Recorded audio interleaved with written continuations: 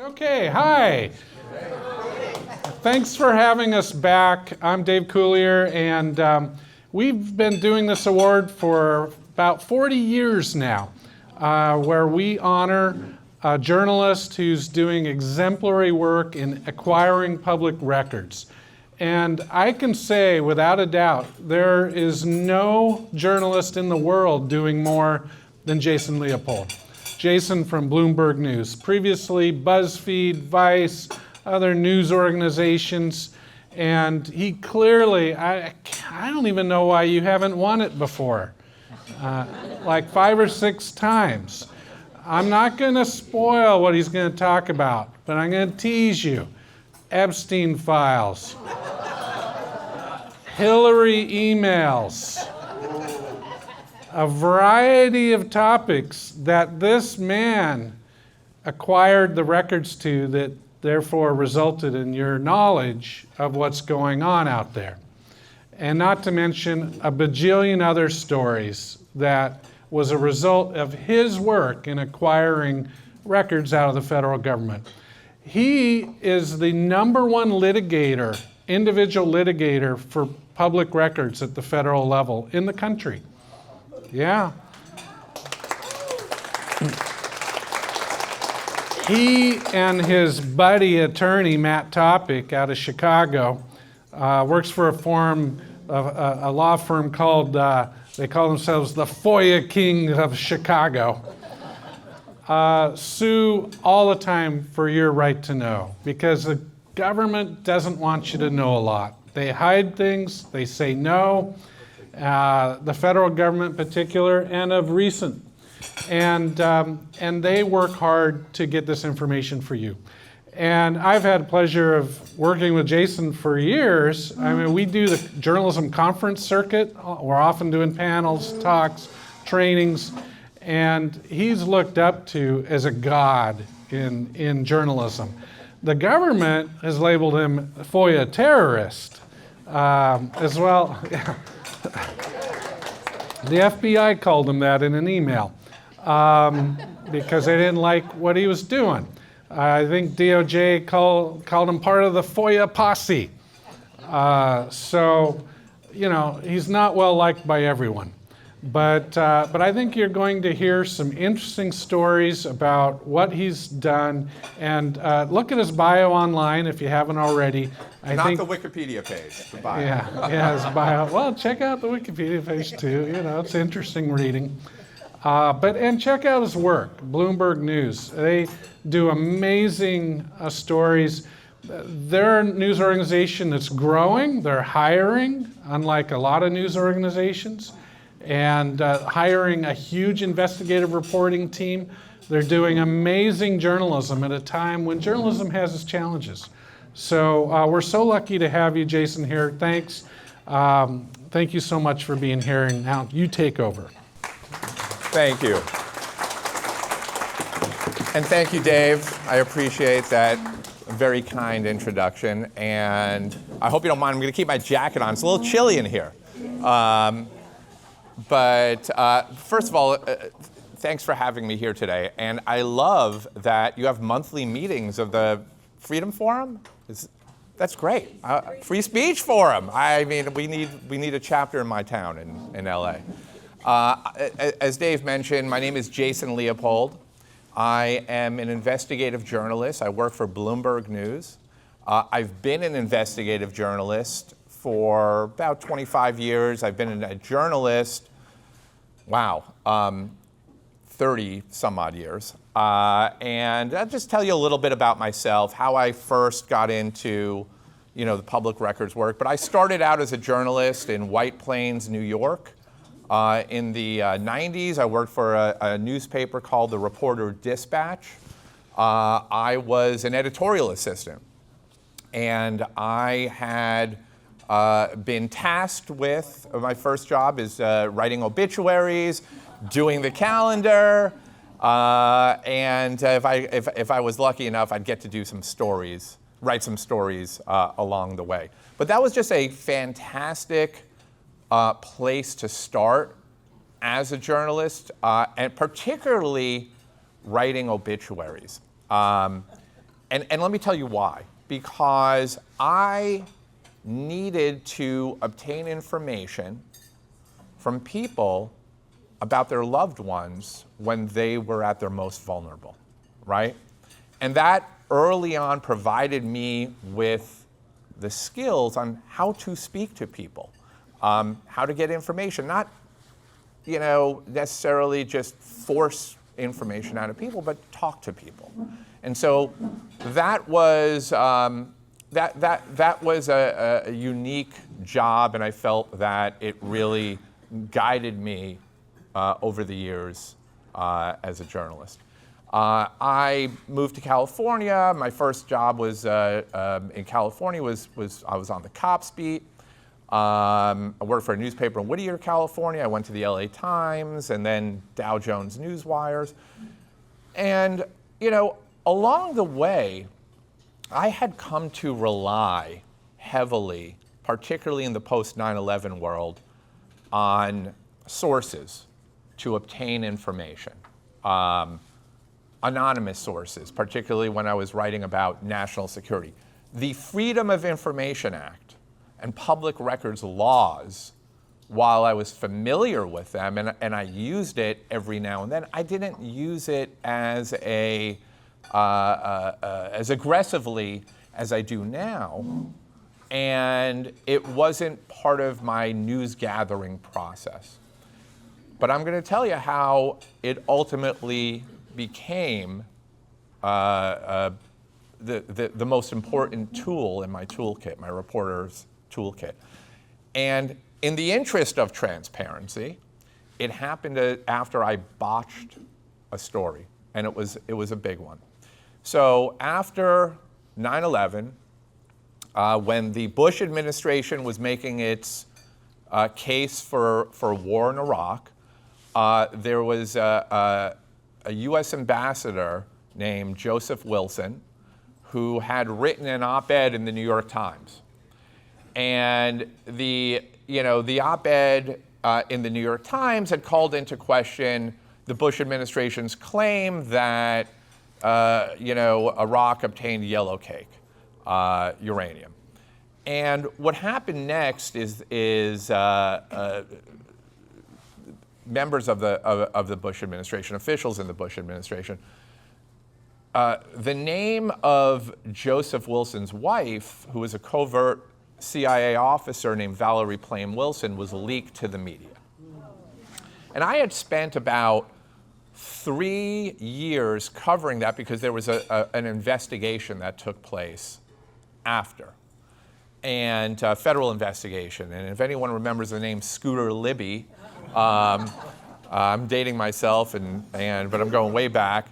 Scooter Libby was on trial. Judith Wilson, a reporter for the New York Times, had written some stories, that made the case for war, and her reporting came under scrutiny. But I had reported a story during the tail end of this investigation, and there was a special prosecutor investigating this. His name was Patrick Fitzgerald from Chicago. I had reported that Karl Rove, who, if you remember, was Bush's brain, turd blossom, I reported that he had been indicted, secretly indicted, and that he had 24 hours to get his affairs in order before the indictment was announced. And at the time, I had been working for a small nonprofit news organization in California, and I had sources. My editor knew who my sources were. I was very excited to report this story, which happened on a Saturday, and because this would have meant that I will have beaten the New York Times, the Washington Post, CNN. I'm going to land the story. I'm going to be on the national stage. And we reported it. No caveats. This is what happened. And come Monday, Karl Rove is going to do a perp walk. I didn't write that part, by the way, but that was the belief. So Monday came around. Well, first, it was kind of amazing to report the story and think that I had scooped, every major newspaper. Monday rolled around. Karl Rove wasn't indicted. No announcement. Tuesday rolled around. He wasn't indicted. No announcement. And as we know today, Karl Rove was never indicted. And that story, thank God I wrote this story before social media, because I would have been dragged. But that story cost me my credibility as a journalist. And people were gunning for me. Suddenly I became the story. And, as I mentioned, editors were aware of the sources, but my questions about that were called into question. How reliable were they? Was I set up? To this day, I don't know what ultimately happened.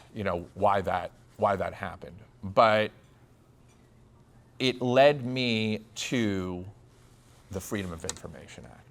And as I mentioned, because it cost me my credibility, I needed to find a way to restore it. And I had two choices. I could have just walked away, and said, this is it, I'm done with journalism. Or I could have, taken that as a teaching moment. And so being one who is not quick to kind of give up, and I'm a fighter, I decided to continue going. And I'm fast forwarding a little bit from that moment, but one day I was on the phone with an individual who ran a government watchdog organization. He had told me about a set of documents he had received from someone he represented through the Freedom of Information Act. And he felt that these documents were very newsworthy, and he thought I would be interested in them. And I was like, sure, send them over, I'll take a look. I looked at these documents, and these were fascinating documents. These were documents that came from the US Air Force, and it was a set of PowerPoint slides. And it showed how the Air Force trained its nuclear missile officers on the morals and ethics of launching nuclear weapons. Literally, these are the folks that would turn the key if they were ordered to do so. And as I'm looking through these documents, it became clear. The Air Force was teaching its nuclear missile officers on the morals and ethics of launching nuclear weapons by using religion.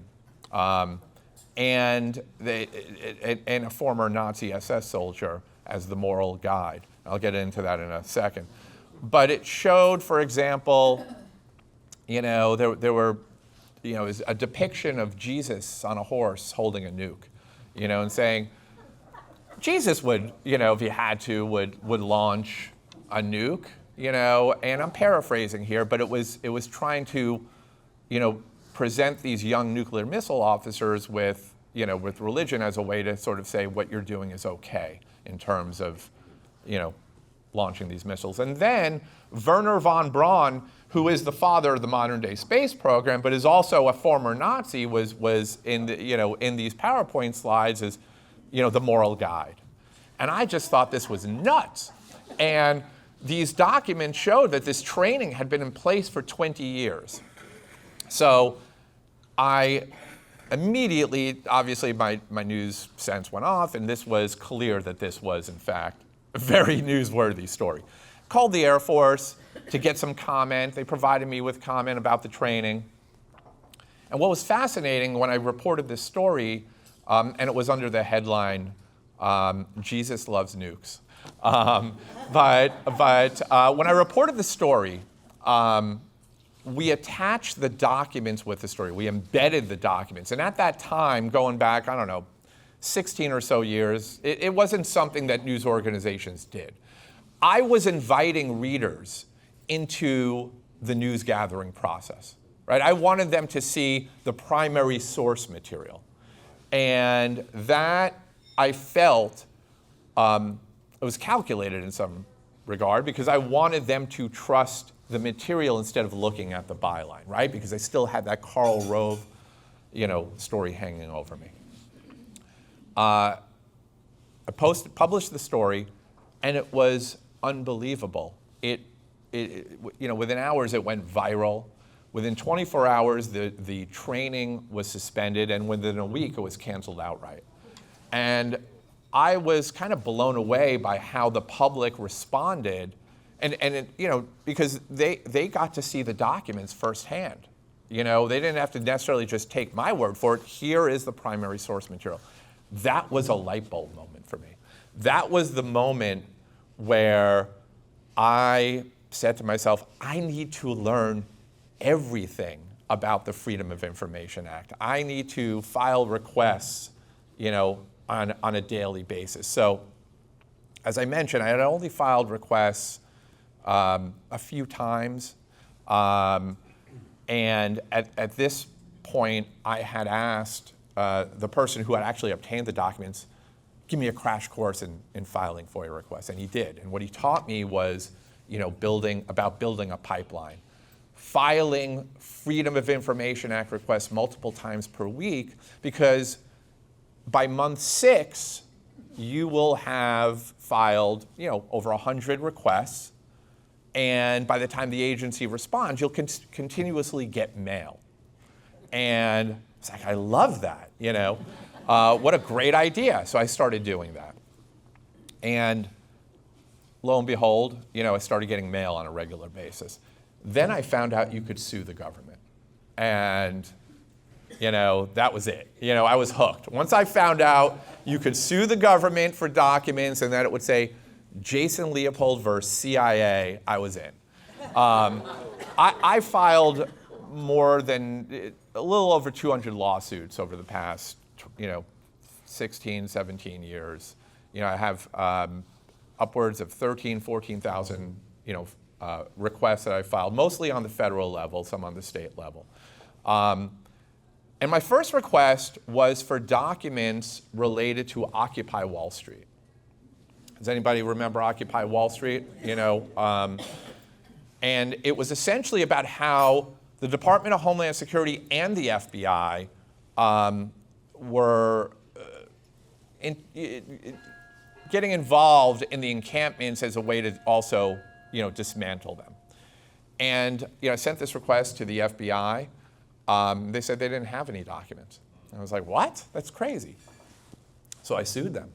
And then they gave me thousands and thousands of pages of documents, and was able to lay bare how the FBI,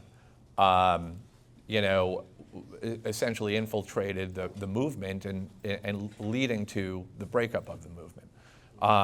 And it was fascinating in what it showed in these documents.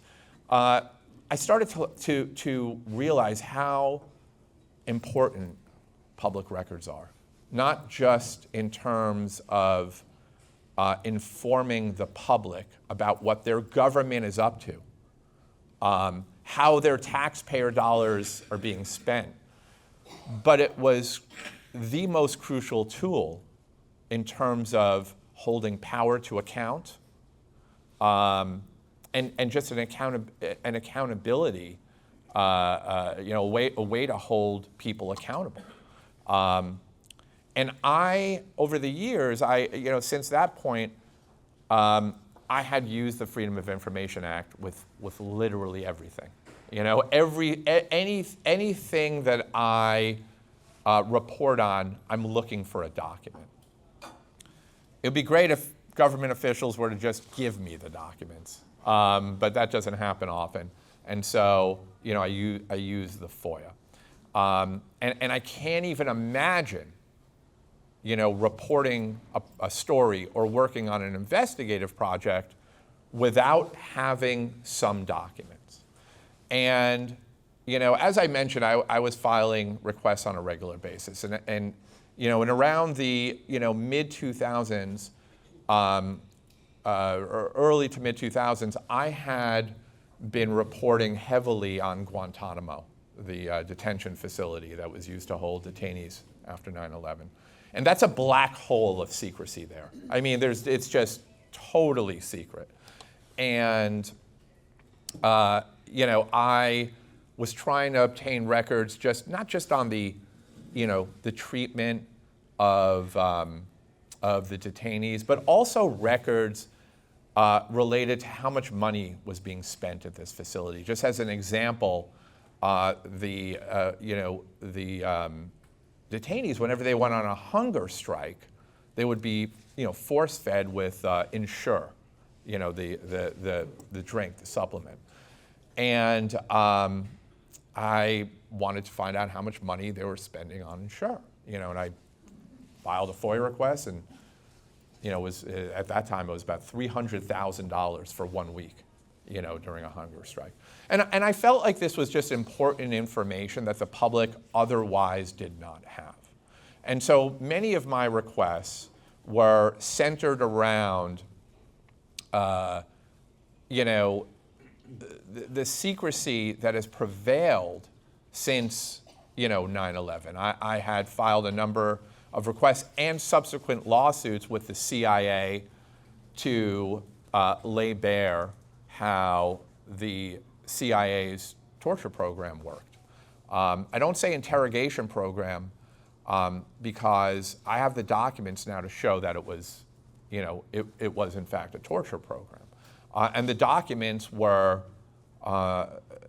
they were chilling in terms of just showing what was taking place at these black site prisons, with taxpayer dollars, under the cover of secrecy, And I feel, when I received these records, I spent a year writing an entire series.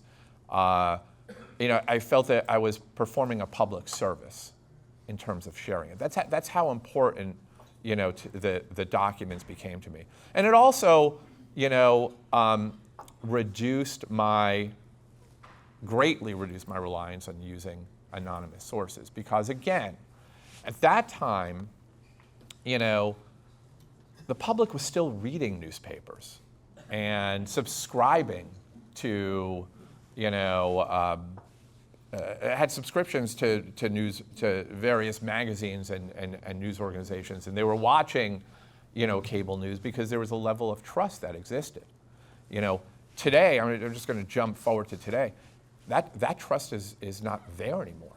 The public hates the media, and I feel that it is crucial, critical, as a reporter and for the media at large, to win the public's trust, to go above and beyond to let them know how we know what we know.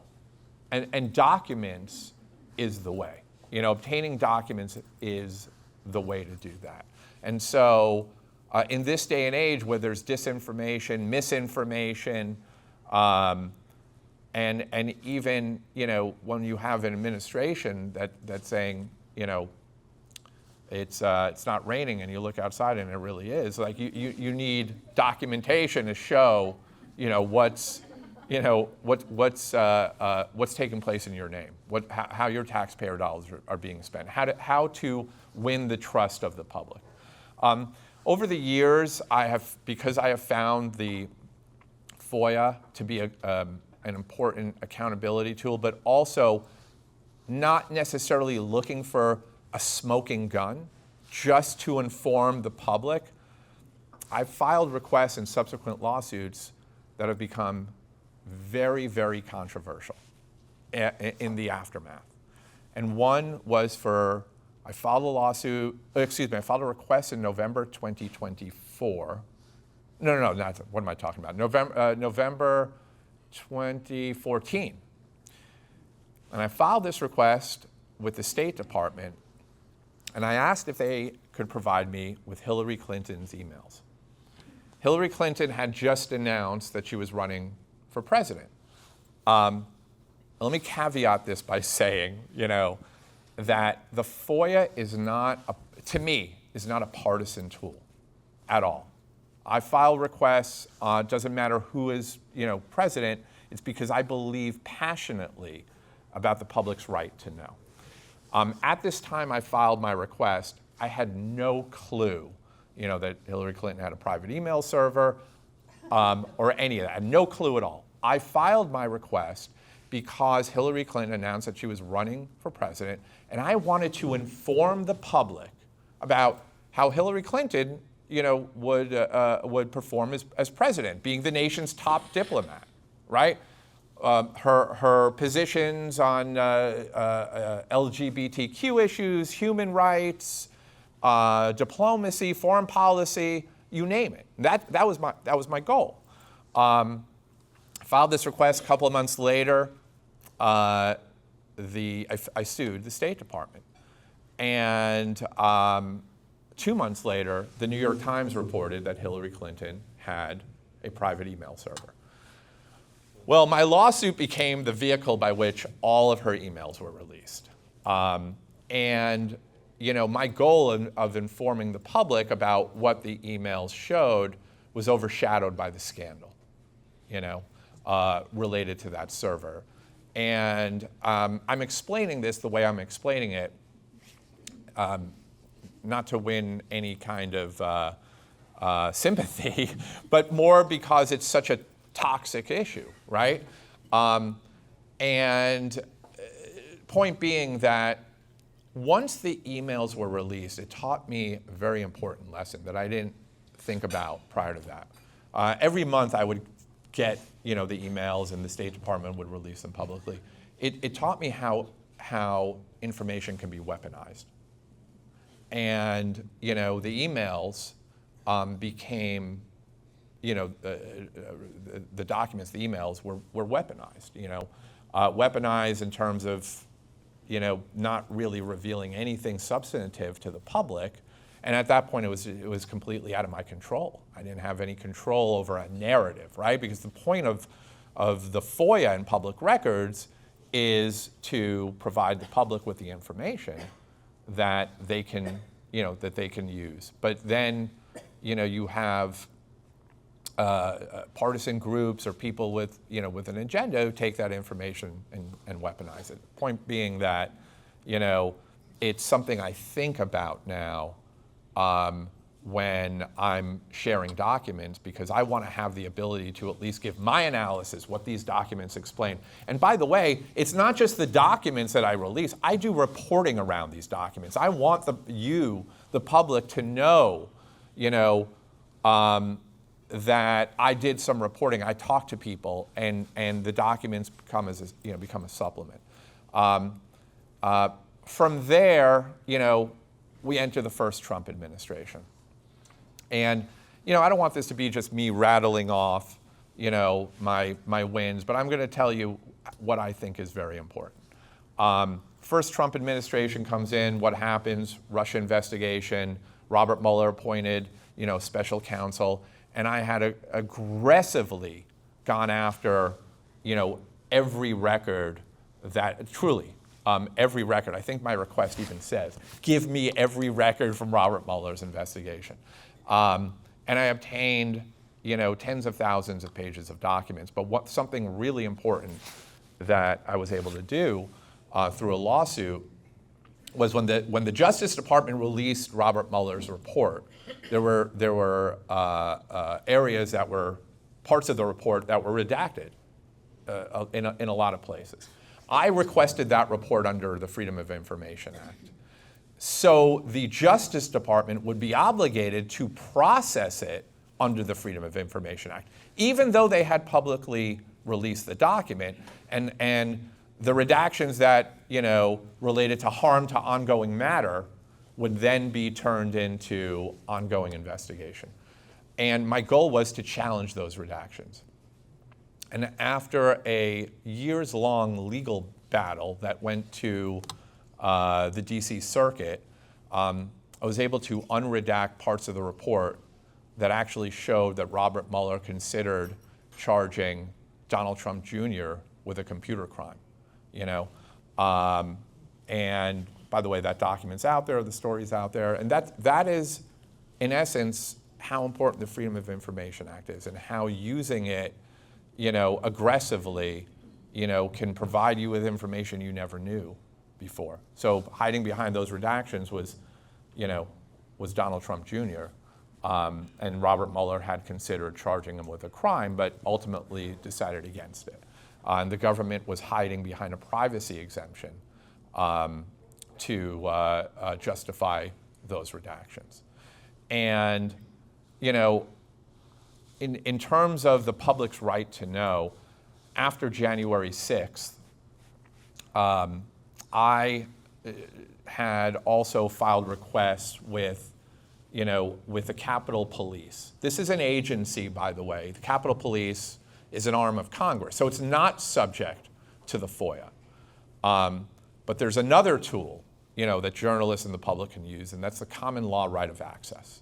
The reason I filed a request with the Capitol Police is they had been handing out permits for these demonstrations that would take place at the Capitol, and I wanted copies of those permits. And using the common law right of access, ultimately would force the Capitol Police to turn over those permits, which had never, ever been done before. And what it revealed was, that the Capitol Police were just handing out permits to, fringe groups who were part of the effort to, part of the Stop the Steal effort, that ultimately led to the riots, on January 6th. So, right now I feel that, the FOIA, and I'll wrap it up and take questions. The FOIA remains an important tool, but it has been incredibly weakened over the past year and a half, or almost year and a half. It wasn't great prior to, this administration's arrival, but the purge of federal workers has included FOIA officers, people who process those requests, and so the secrecy remains. It's much harder to get records. I feel that it trickles down to the state and local level. And this is not to put like a black cloud over anything, but it is, it's not great right now. In fact, I'm downplaying it. It's pretty shitty. Excuse my language. But it's still, I find it to still be, the most important tool in my toolbox. And because it is not, and we're approaching this, because it's not held up right now in terms of how strong it could be, and we don't have members of Congress, shouting about it.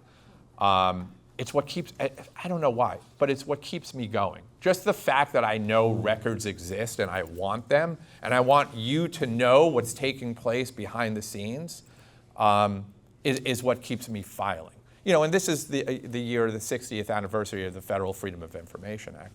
So I feel that it's, it is, just got to do everything that we can do to keep it, keep it going.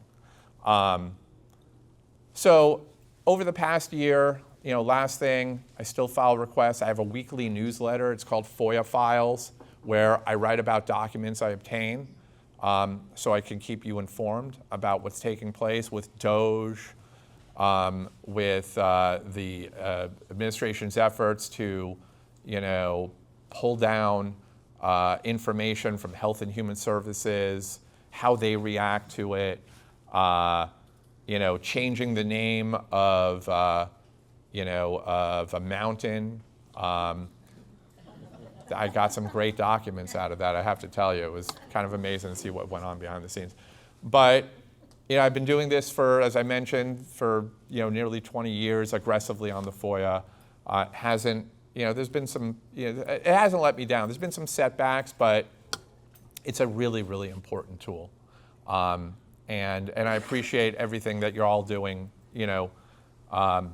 in the name of freedom of speech, free speech. So I thank you very much for the opportunity to share my story with you all, and how I got into it. And I'm happy to take questions if anyone has any. Well, very good.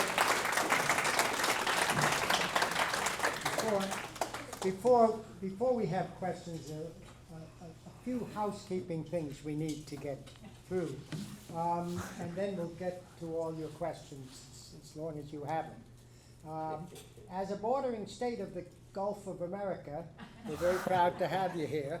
And first of all, there is a plaque from the Brechner Center that the director is going to award to Jason, and I'm going to take a picture of it.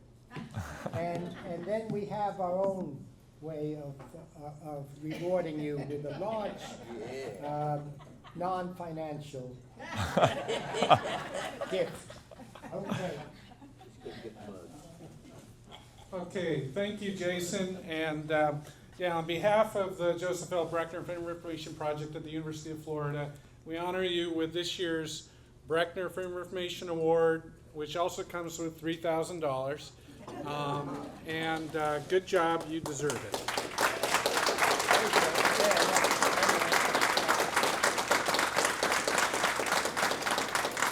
Thank you.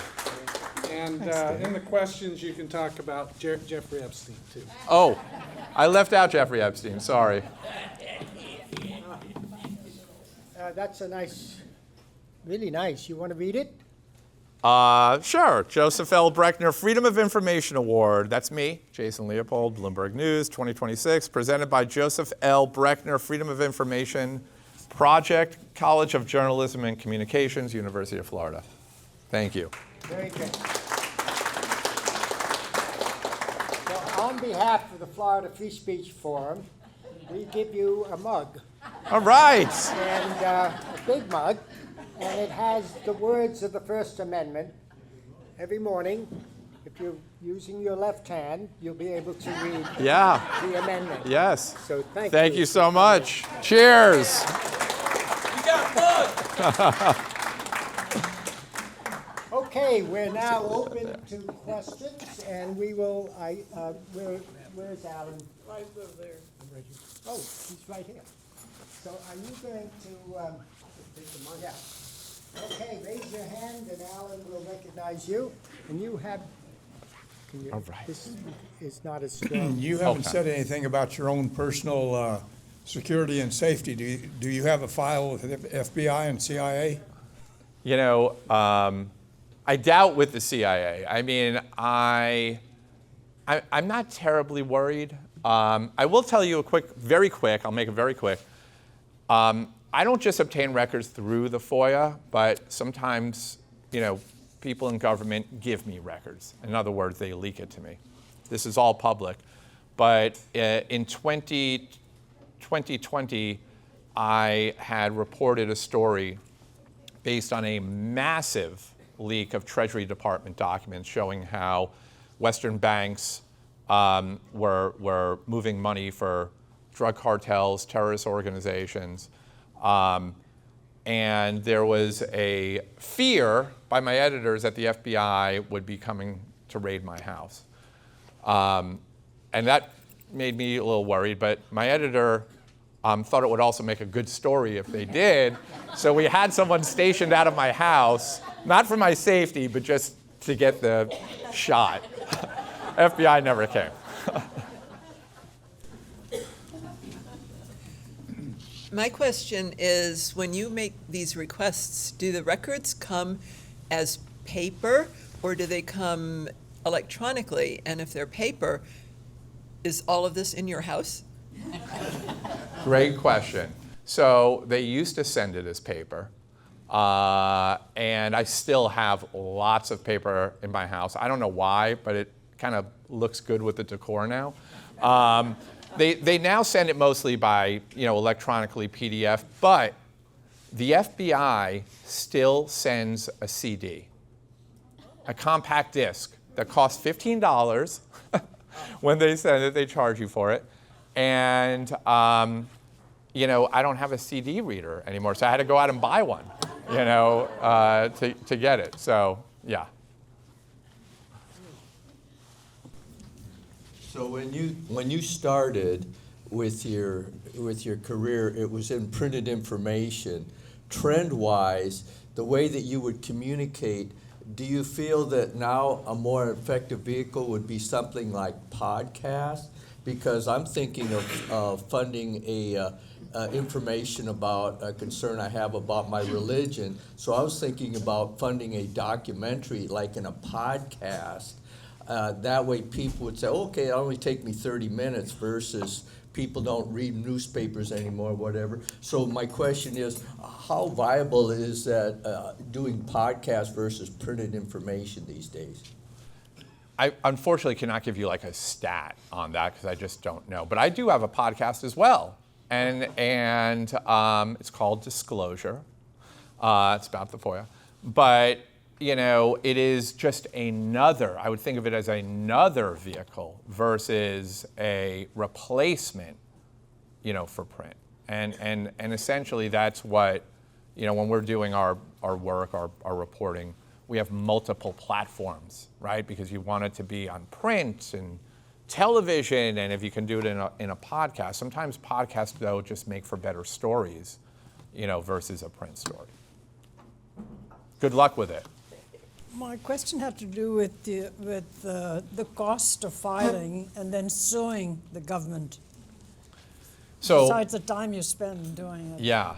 So I've been very fortunate in my career, particularly in suing the government, that I have not had to foot the bill. I have had attorneys who worked on fee shifting, which is the government's going to give me the documents, they can get, attorney's fees as a result, and that would be it. But also I have a newsroom that supports everything right now. So I'm very, very fortunate because not a lot of newsrooms support litigation. At Bloomberg they do, in my previous newsroom they did as well. And I'm thankful for that because otherwise I would not be able to sue the government 200 times. And there's going to be a lot more coming.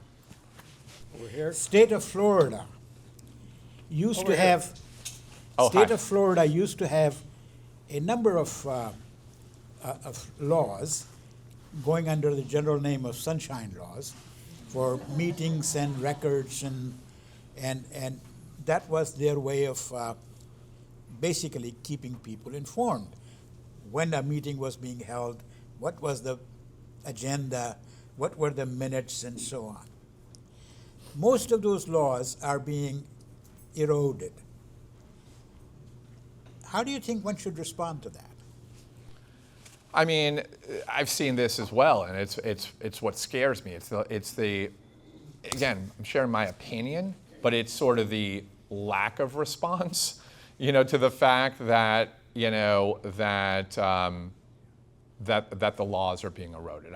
Obviously they don't want you to know anything. They don't want you to know about meetings. They don't want you to know about travel, and so there's. I've seen articles about it, but I mean, I feel there needs to be some kind of movement, by people to understand that what they're being, how they're being deprived, how they're being, kept in the dark. I don't know what that looks like. I really don't. But I can tell you what I envision is being out someplace and just yelling. Just yelling, showing up, wherever these folks are, and demanding some kind of change to strengthen these laws. Over here. Hi. I'm a student here at Eastside, and I was wondering, how do you think that public interaction, from young people especially, with the government leads to meaningful changes to the better, and how does the misinformation and non-transparency that you're talking about lead to issues with keeping the government accountable for these secret things that they're doing? Yeah, that's a good question. I mean, I think with at the student level, young people, one is just the awareness that of what is kind of taking place in terms of misinformation, but knowing that there is, a way to combat it, and understanding that, as a student, you have just as much right as I do to ask any government agency, for that material. You're a student here? So, if journalism is in your future, it's a way to kind of make sure you stand out compared to, competitors. But just as a citizen, I can't even begin to tell you, how empowering this law is. Just that you can use this law to inform your family, your friends, your community, in terms of demanding records. And when you get that document in your mailbox or in your email box, I'm telling you, it really is like Christmas. It's like, holy cow, I just got a document, So I would say that a big part of that is it's up to you, and it's up to your peers to kind of keep a check on that. Certainly keep a check on power. So I have to say, first, thank you very much for that, and thank you for mentioning my hometown newspaper, which we called the Distorter Repatch, but never mind. My question is, what's the future of the Freedom of Information Act, and is it going to become under challenge from the Justice Department itself, leading to a Supreme Court decision that could, get it off the books, basically? Yeah. Dave would probably have more intellectual insight on the future of the Freedom of Information Act, but I will tell you my thoughts just as it relates to the question you asked. I don't know. And I can tell you that a couple of weeks ago, or maybe it was it last month or earlier this month, when I saw the Justice Department opinion from the Office of Legal Counsel within the Justice Department that said the Presidential Records Act is unconstitutional, I was absolutely stunned. And knowing that we still don't know, does that relate to past administrations? But just the fact that, that right now those records, Trump, essentially saying Trump can keep his own presidential records and we'll never know. He wants to destroy it, he can. It does connect to the Freedom of Information Act because those are records that, after 5 years we can ask for. I don't know. I think the future is pretty dark. That's what I'll say. It really is. And in Congress, there are simply no voices, as far as I can tell, that are doing anything or have said anything about it. In terms of making sure, the Freedom of Information Act continues to stand, and so it's, like I said earlier, it's a bipartisan. It's bipartisan.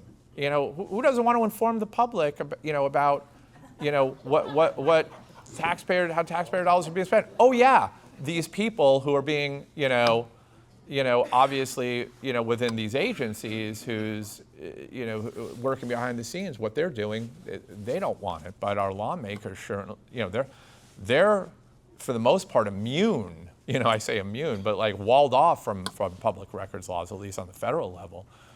So that, hopefully they step up. But if the point is they'll only step up if the Democrats have a majority, well, that's, then we're just going to go through this roller coaster ride,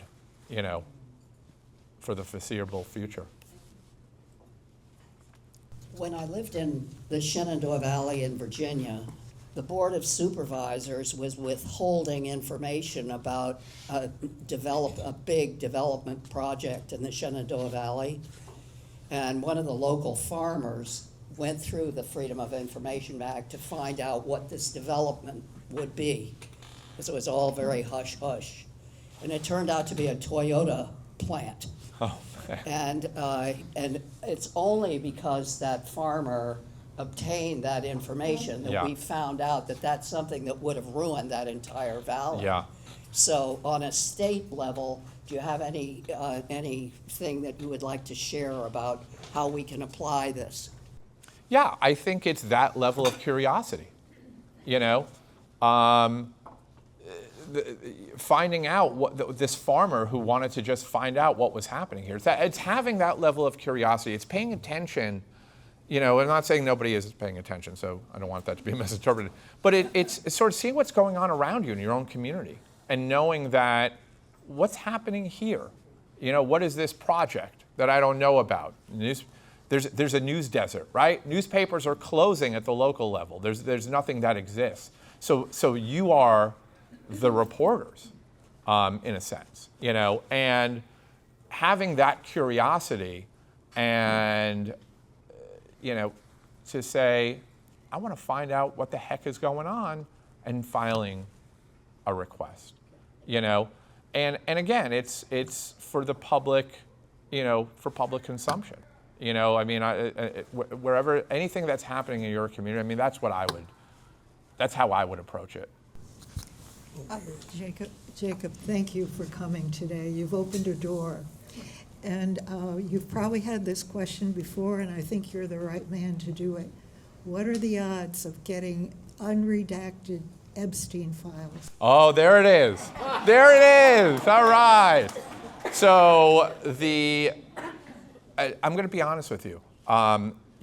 So as I should, but the Epstein files that have been released by the Justice Department in response to the Epstein Files Transparency Act actually contains more information than if you were to file a FOIA request for some of those. And the reason is because they were given certain instructions, right, guidance under the bill of what to release. Now, they're not obviously complying with everything, but and I say this based on very recent experience. I filed a FOIA request for certain records that the government withheld or certain information that was redacted in the Epstein files. And they have responded to me by making outrageous claims, right? One of which is there's an ongoing investigation. I'm like, what? Ongoing investigation into whom? Who? Who are you investigating? You know? So that's to say that, you know, using the FOIA on that route is, you know, it's going to be a little difficult. And there is a case that's currently pending for Epstein files that has been litigated for the past 9 years. But I do think, but here's what I just want to say. There's 2 million pages of records that the Justice Department still hasn't released. And Congress, or at least the committees, you know, Thomas Massey and Ro Khanna, they are not giving up in terms of trying to get it. So I would say this is a long game. And it's you know, the likelihood of this, you know, being released, I do think more will be released. But I think it's going to take a long time for it to happen. Thank you for trying. Who's next? Thank you, right here. I just have to say, my opinion is that your work of investigating is like peeling an onion, and the closer you get to the center, the more you cry. Yes. Thank you. I have had lots of crying. We're living in a time of alternative facts. And there have been some suggestions that we develop a right to truth. And a right to truth, something similar was done in South Africa after it got rid of apartheid. Yeah. And that is to have some institution, government that would distinguish between false and truth with evidence. And of course, that's your job. I'll take something away from you, but I'm just wondering what you think about a right to truth. Oh, that's a tough one, because generally my knee-jerk response would be, I don't want the government to tell us what's true and not true. So I definitely, feel that, because at that point I wouldn't trust what they're saying. I mean, I think about some, I.F. Stone, if anyone remembers who I.F. Stone, journalist, was. He said, all governments lie, nothing they say should be believed. I feel like it's up to us to kind of, find that truth and First Amendment. yeah, yes, and disseminate it, but that is a challenge right now. I mean, it really is. Yes. No, yes. Okay. Relationship between classification of documents for national security reasons and Freedom of Information Act? Yes. So there is, you seemed like you wanted to say something else related to it. Okay. So documents are classified under an executive order, Executive Order 13526, that governs classification of records. You can request records that may be classified, right? You can do it through just a FOIA request, or you can file a mandatory declassification review, which is where you're actually filing a request under, it's called an MDR, and you're asking essentially a board to take a review of certain records and make a decision on whether those documents need to remain classified, or maybe portions of those documents need to be classified. Generally works with historical records. But in terms of the relationship, I'd probably, can you expand upon that a little?